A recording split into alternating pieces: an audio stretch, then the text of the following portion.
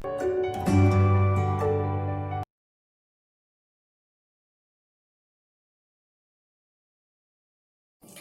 students, welcome to 9th Maths online classes. In our previous video, we were learning about the properties of different type of quadrilaterals. Now, today's topic is the midpoint theorem. So, let's start. The midpoint theorem. This theorem is based on a triangle and the exercise 8.2 is totally based on this theorem. So, let's start with the theorem. The theorem says the line segment joining the midpoints of two sides of triangle is parallel to the third side and is half of it. Now what the theorem says, suppose there is a triangle ABC, line segment joining the midpoints of two sides of triangle. Okay, I am taking any two sides of this triangle. Suppose I am taking AB and AC. And there are two midpoints of this and this side.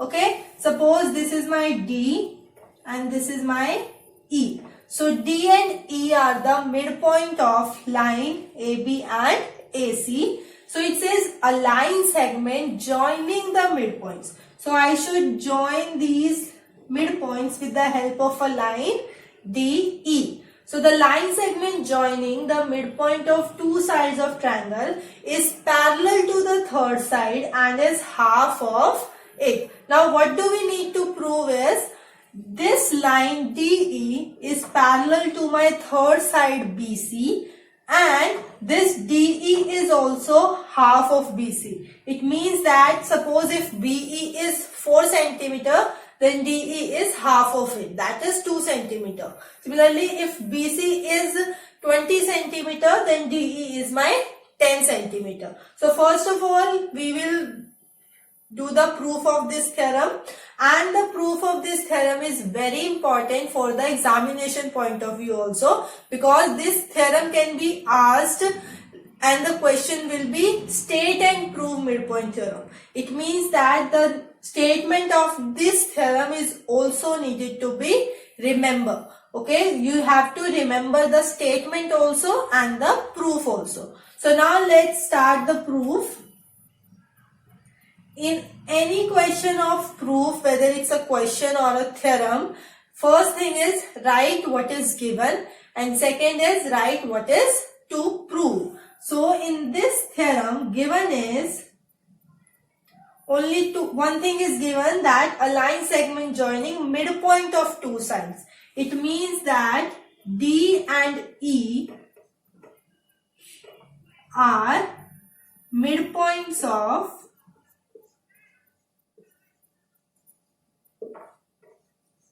AB and AC respectively. You have to write respectively also to mention that the first midpoint given is the midpoint of the first side and the second midpoint given is the midpoint of the second side. That's why we write respectively also. Now to prove, we need to show that the lines are parallel. That means DE parallel to BC. Secondly, I need to show DE is equals to half of BC. Okay, so these are the two things we need to prove in this theorem. Now in this theorem, we will construct a line. Okay, so there is a construction in this proof also. So what I am constructing is, I am constructing a line CF parallel to AB. So construction is draw CF parallel to AB. Okay, and then we will extend this DE to some point G. Okay, so you can also write extend DE to cut CF at G. Okay, I'm just writing whatever we have done in this figure. First of all, draw CF parallel to AB, then extend DE to cut CF at G. That is, I am extending the line DE so that after some time it will cut the line CF at the point G. Now, I am using the congruency of triangle in two triangles formed here. You can see that there are two triangles formed here, this one and this one. So, I am showing that these two triangles are congruent to each other. So, let's start with the proof. This is my given to prove and the construction in this theorem. So, now let's start with the proof.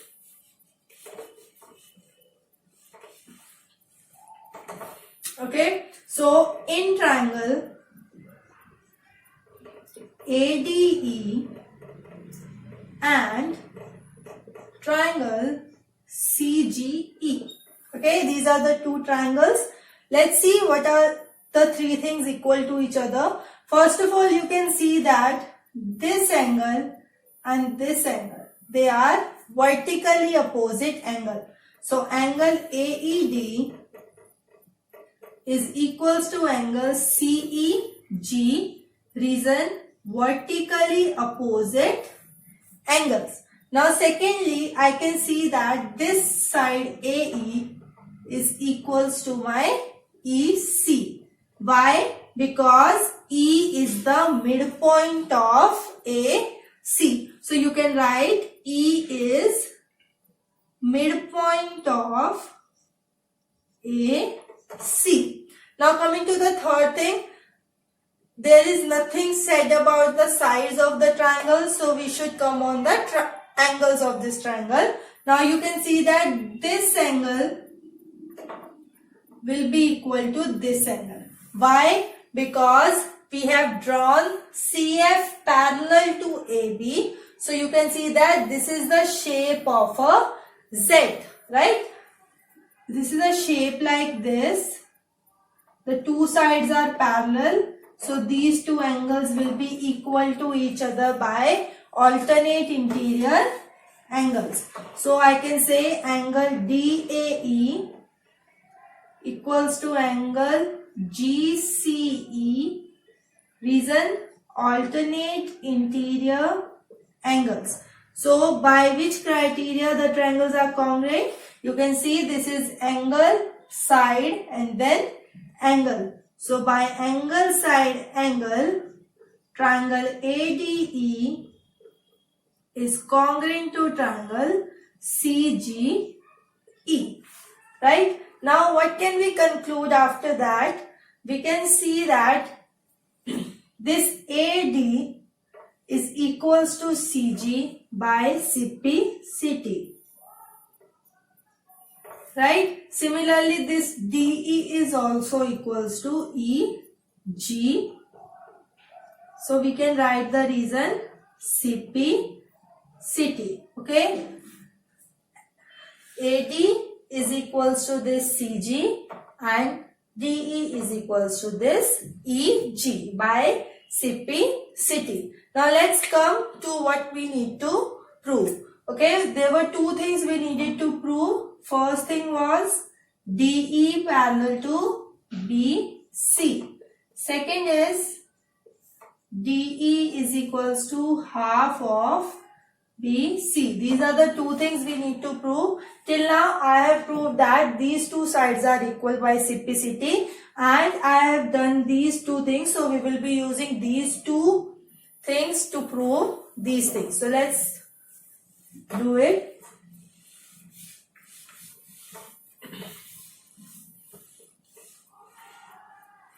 Okay, now let's start with the first part, DE parallel to BC. Now look at the figure.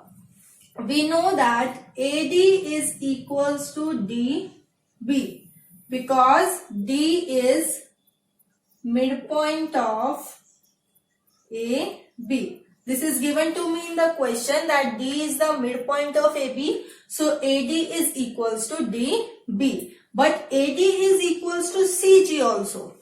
AD is equals to CG also. Reason proved above. because I have proved this thing above in this question. So from these two relation, I can say that DB is equals to CG, right?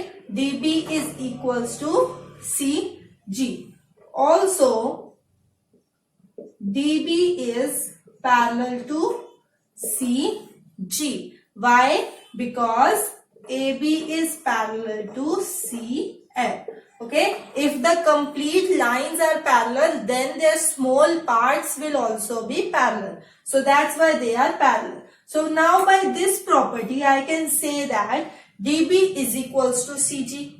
Also, DB is parallel to CG. And in our previous video, we learned that if this property is satisfied, we can say that BCGD is a parallelogram. This is the property of a parallelogram. Therefore, my DGCB is a parallelogram. Okay. And if this is a parallelogram, the other sides will also be parallel. Okay. So I can say that DG is parallel to BC. Right. If I am using DB is parallel to CG, then it is a parallelogram. And if it is a parallelogram, the other pair of side will also be parallel. So DG is parallel to my BC. And if DG is parallel to BC, it implies DE is also parallel to BC, because the part of the complete line will also be parallel. Okay, so my first part is complete here. Now coming to the second part, DE equals to half of BC. Okay, now I know DG is equals to BC.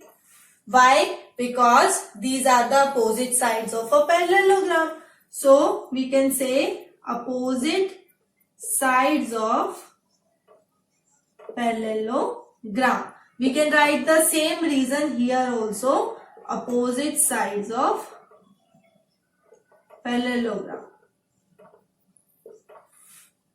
Okay, now I can write DG as DE plus EG, right? If this is my complete line DG and there is this point E, then DG is equals to DE plus EG. So DE plus EG is equals to BC. Now you can see that DE is equals to EG. So in the place of EG, I can write DE. So this is DE plus DE equals to BC. So this is 2 times DE equals to BC. So DE is equals to half of BC. And this is the proof of this theorem. Here I can write the reason that DE is equals to EG.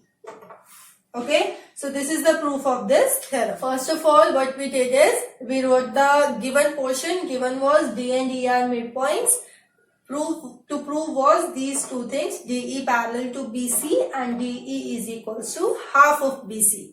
Then we construct a third line CF parallel to AB and extend DE to the point G. Then we proved that these two triangles are congruent, and after that we did the first part and the second part by proving that DBCG, or you can say DGCB, is a parallelogram. So their opposite sides will be parallel. So the part of line will be parallel and opposite sides are equal. So by adding DE and EG we get BC, and DE is equals to half of BC. This proof is very important for the examination point of view, and all the questions are based on this theorem. So let's do the questions. Now let's see the question. In this question, a figure is given to us in which ABCD is a quadrilateral and PQRS are the midpoints of the sides AB, BC, CD and AD respectively. Okay, that means P is the midpoint of AB, Q is the midpoint of CB, R is the midpoint of CD, and S is the midpoint of DA. And these are the three things we need to prove. Now you can see that looking at the first part, it is quite similar to the things which we have proved in the previous theorem, that is midpoint theorem.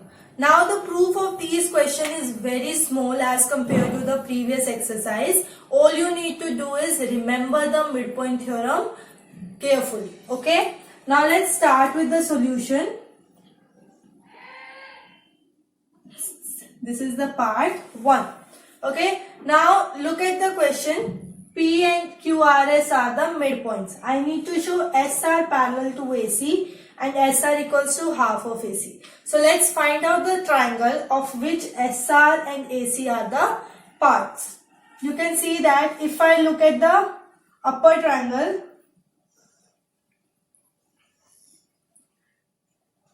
ADC, and this is my SR. Right? This is the upper triangle. ADC and S and R are midpoints. So we can apply the midpoint theorem directly into this question. All we need to write is in triangle ADC. First of all, the name of the triangle. Then S and R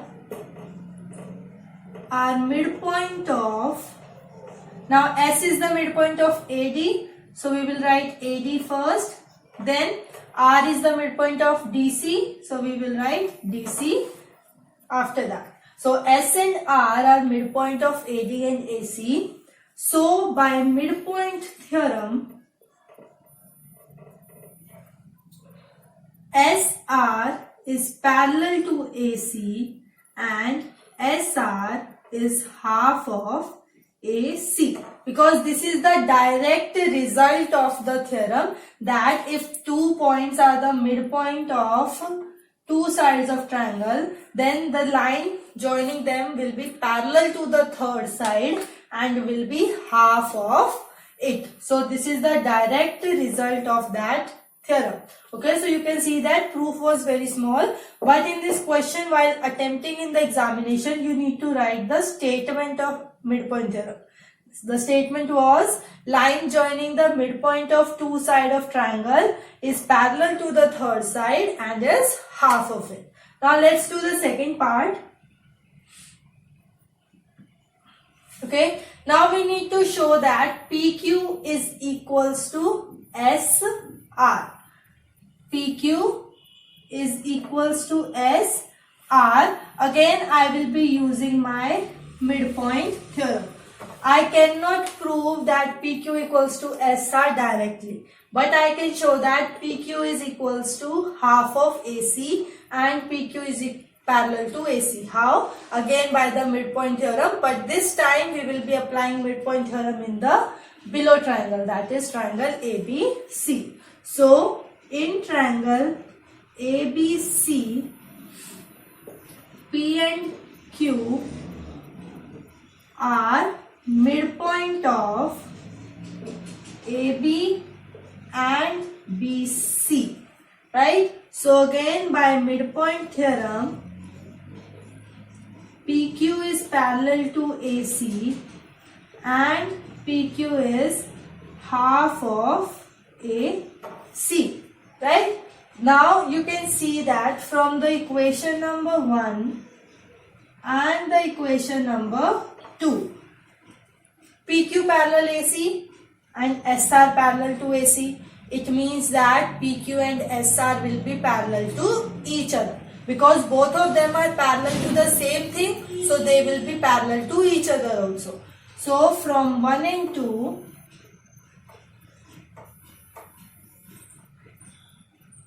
PQ is parallel to SR.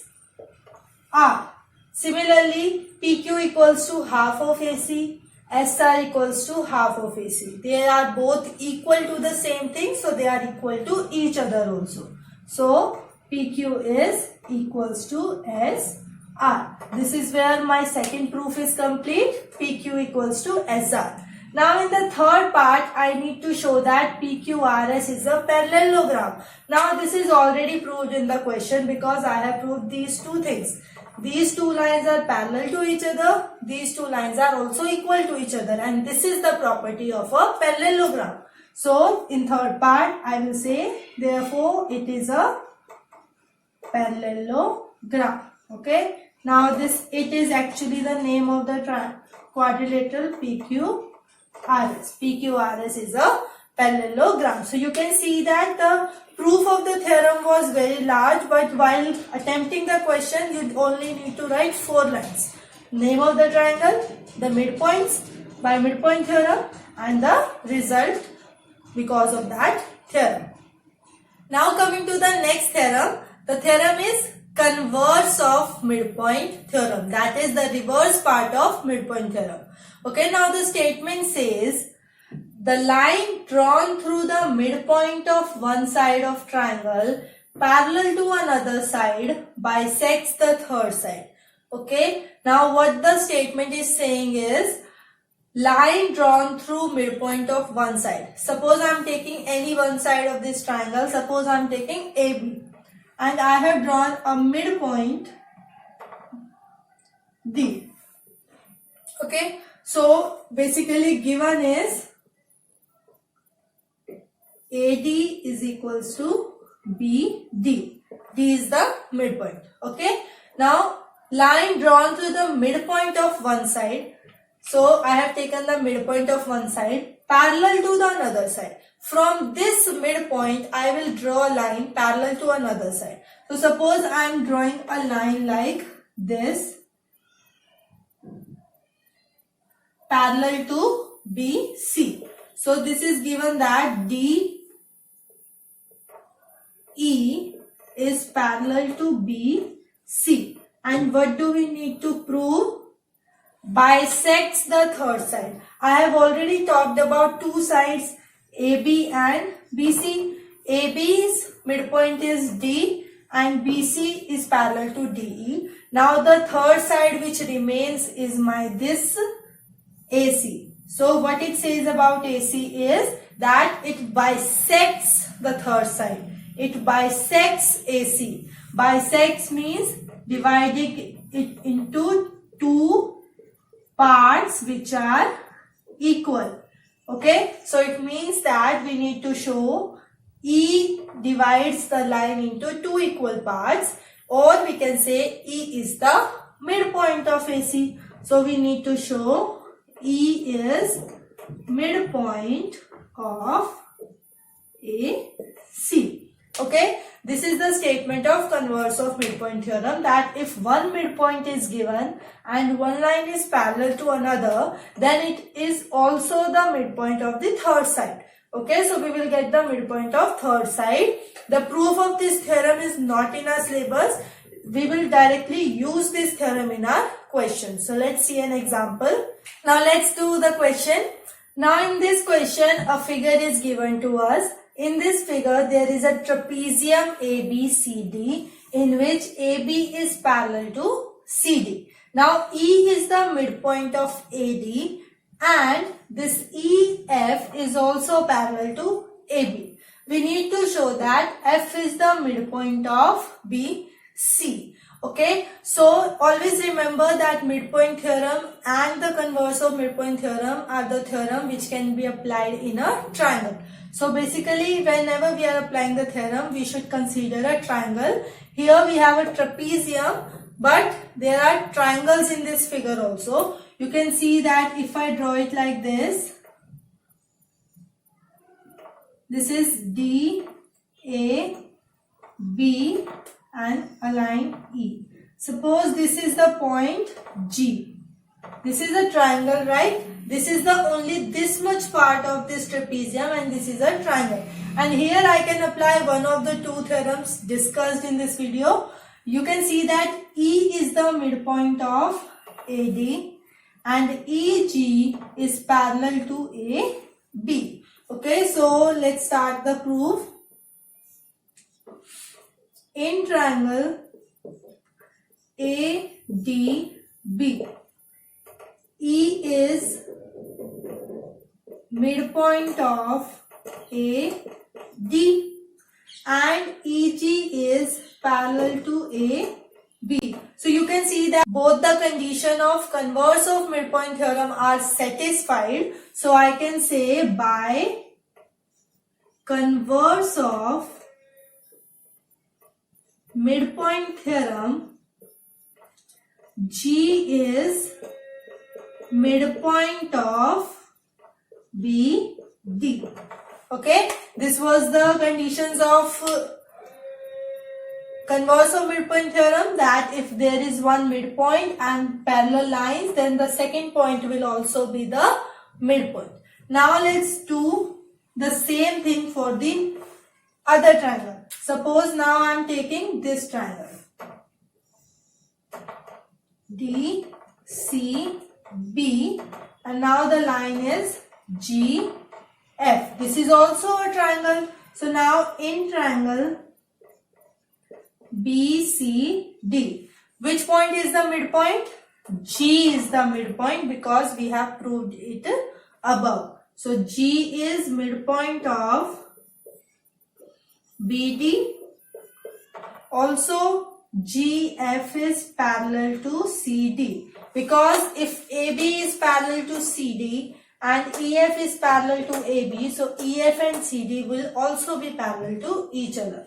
So again, by converse of midpoint theorem, I can say this F is also